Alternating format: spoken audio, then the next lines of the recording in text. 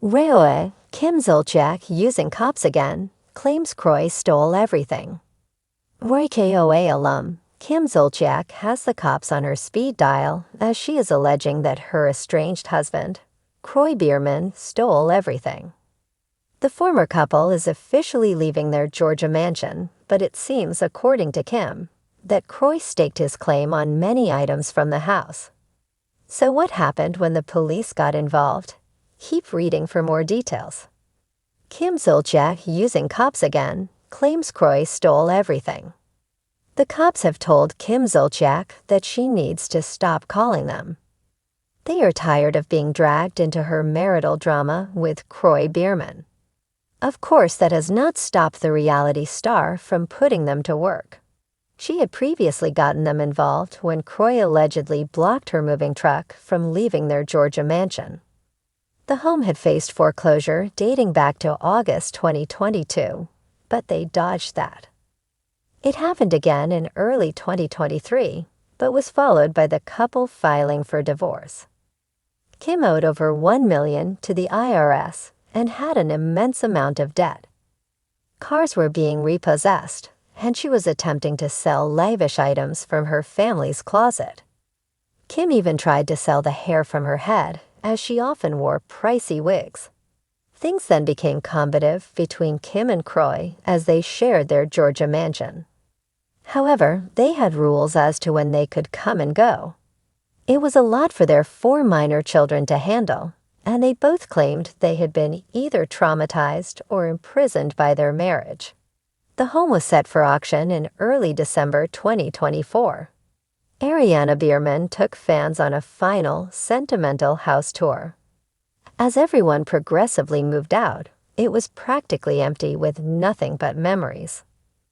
Now, according to Reality T, the reason Kroy blocked Kim's moving truck was that he claimed she had taken shared belongings. Yet, per body cam footage, she maintained he stole everything from the home down to the kitchenware. He even took her workout equipment, so they both threw jabs. What about the kids? At this point, followers of this story do not care about Kim Zolciak and Kroy Bierman. Rather, they are concerned for their 4 minor kids. They want to know who is watching out for them and ensuring they are out of harm's way. When does this end, and who is looking out for those children? Others noted that Kroy should have listened to his mother, who warned him to stay away from Kim. I bet he wished he would have listened to him, Mom, when she was trying to warn him. He should have listened to his mother. Hate to see it. His mama tried to tell him, though.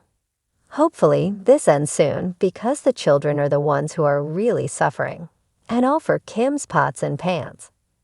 Kim Zolciak Bierman's voice echoed through the sprawling halls of her Atlanta mansion, her phone pressed firmly to her ear. The tension was palpable as she paced back and forth, her signature blonde locks cascading over a pink velour tracksuit. "Officer, I need you here now," she said with dramatic urgency. "He's taken everything. My credit cards, my jewelry, even my wigs." On the other end of the line, the dispatcher's voice was calm and measured. "Ma'am, we'll send an officer to your location. Please stay where you are and remain calm." Kim hung up and tossed her phone onto a plush sofa adorned with leopard print throw pillows.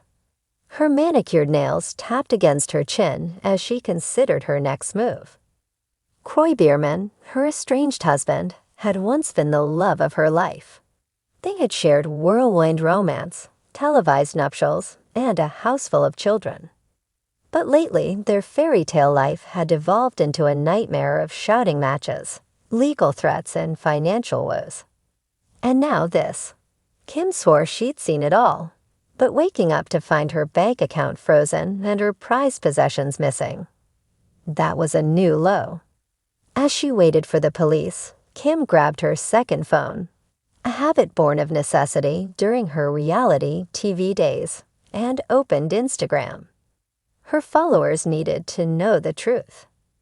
"Hey guys," she began, her voice shaky yet determined as she hit record on her story. "I never thought I'd have to do this, but here we are. Kroy has taken everything from me. Everything. I worked so hard for my wigs, my Chanel bags, and my credit cards. And now she paused, her lower lip trembling. He's trying to destroy me. Kim ended the recording and clicked post, watching as the likes and comments began to pour in. Her fans were already rallying to her side, flooding her DMs with messages of support and outrage. "Stay strong, Queen," one follower wrote. "Kroy doesn't deserve you." Another commented, "This sounds like a plot twist on Housewives. You better serve him with some receipts." The doorbell rang, interrupting her digital crusade. Kim's heart raced as she opened the door to reveal 2 Atlanta police officers standing on her marble doorstep. "Thank you for coming so quickly," she said, ushering them inside. "I'm sure you recognize me. Kim Zolciak Bierman, from Real Housewives of Atlanta, and don't be tardy." The officers exchanged a glance, but kept their expressions neutral. "Ma'am, what seems to be the issue?" one of them asked, pulling out a notepad.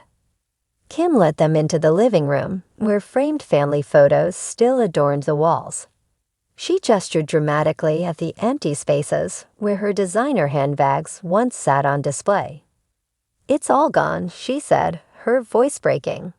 "My jewelry, my purses, even my wigs." He took them all. "And my bank accounts?" "Frozen. I can't even buy groceries for my kids." The second officer nodded sympathetically. "Do you have any proof that your husband took these items?" Kim's eyes widened. "Proof? Isn't it obvious? Who else would do this? Kroy has been trying to punish me ever since I filed for divorce. He's vindictive, I'm telling you. Vindictive." Before the officers could respond, the front door swung open, and in walked Kroy himself, holding a manila folder and wearing an expression of weary exasperation. "What is going on here?" he demanded, his voice calm but firm. Kim's jaw dropped. "How dare you show your face here after what you've done?" she screeched. "You stole everything from me, Kroy. Everything." Kroy sighed and handed the folder to one of the officers. "This is a detailed inventory of all the assets in question," he said. "Everything is accounted for. Nothing has been stolen." The officers scanned the documents, their faces unreadable. Kim, meanwhile, was livid. "What's this supposed to prove?" she snapped. "That you're some kind of saint? Please, we all know you're just trying to make me look bad." Kroy turned to her, his voice tinged with frustration. "Kim, I didn't take anything.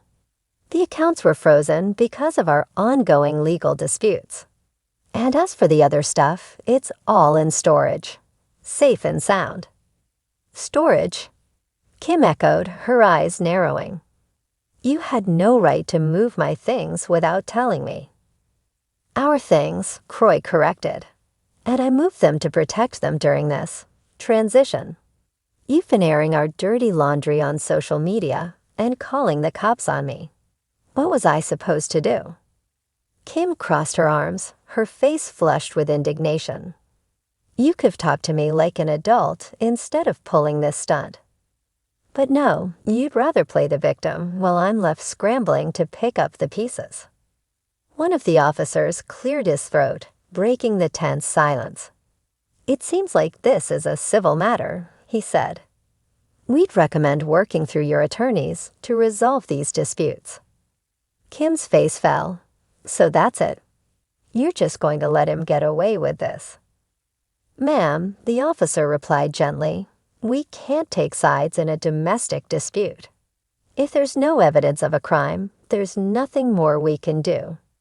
As the officers prepared to leave, Kroy turned to Kim. "Look, I'm not trying to hurt you," he said, "but we need to handle this like adults. For the sake of our kids, if nothing else." Kim said nothing, her lips pressed into a thin line as she watched him walk out the door. The sound of his car starting and driving away left an eerie silence in its wake. Alone again, Kim sank onto the sofa and picked up her phone.